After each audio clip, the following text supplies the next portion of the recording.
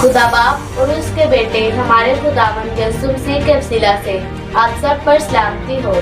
आप सबको the truth TV only Bible truth पर खुशामदीद। अजीजों, हमारे इस चैनल को बनाने का मकसद खुदा के कलाम की सदाकत आप तक पहुंचाना है। अजीजों, बाइबल मुकद्दस में ज़बूर 119 और उसके 160 आयत के मुताबिक खुदा के कलाम का खुलासा सच्चाई है और सच्चाई यूहन्ना 8 बाब 32 आयत के मुताबिक अगर हम सच्चाई से वाकिफ होंगे तो सच्चाई हमें आज़ाद करेगी। और आज़ादी का अंजाम रोमियो 6 बाब 22 आयत के मुताबिक हमेशा की जिंदगी है। तो आए अजीजों, हम खुदा के पाक कलाम की सच्चाई को जानते हैं।